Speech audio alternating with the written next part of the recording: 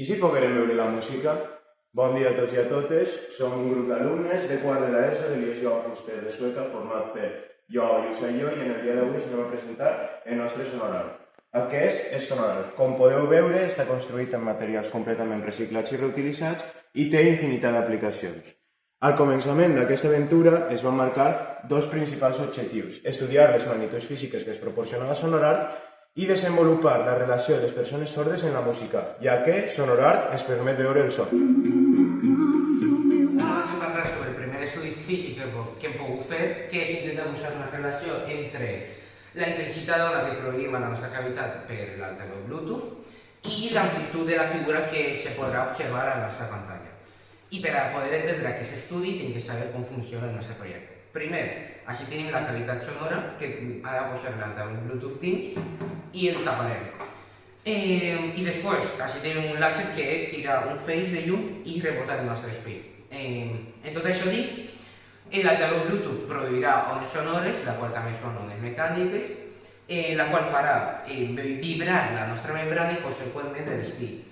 Quan aquest està vibrant, el nostre feix de llum que fa un punt a la nostra pantalla se transformarà en diverses figures i, per exemple, podem veure en aquest vídeo.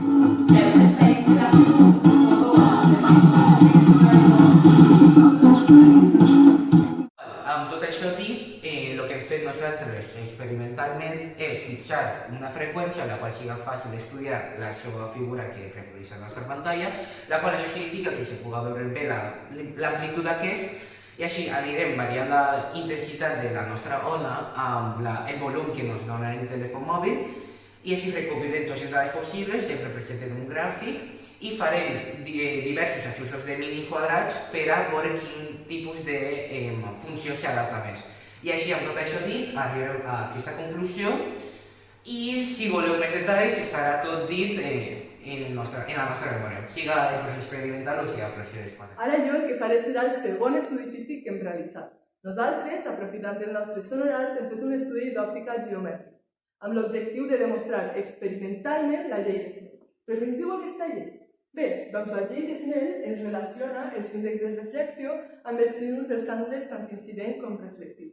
Però què ocorre en el nostre cas? El que ocorre en el nostre cas és que el raig incident no canvia de medi com ocorreria en una reflexió, sinó que rebota en la superfície especular resultant en un raig reflectiu. Aleshores, sabent això, tornem a la fórmula mare, substituïm valors en base a les nostres condicions, quedant-nos que l'angle incident és igual a l'angle reflectiu. Però clar, això només és la teoria i nosaltres no ens conformem. Volem demostrar-ho experimentalment. Per això hem portat una màquina de fum i a les sessions experimentals hem fet fotogrames dels rajos. Mitjançant GeoGebra, una eina matemàtica, hem pogut traçar els rajos i fer mesures. Efectivament, és així que el raig incident és igual al reflectiu i ho hem demostrat experimentalment. Ara, abans de deixar-vos, dir-vos dues coses més. Que tenim un estudi de la ressonància completament explicat en la memòria i, per acabar, dir-vos que hem aconseguit acomplir tots els objectius que ens havíem proposat, donant èmfasis en dos: la realització dels estudis físics i la millora de la relació de les persones sordes en la música. Adeu!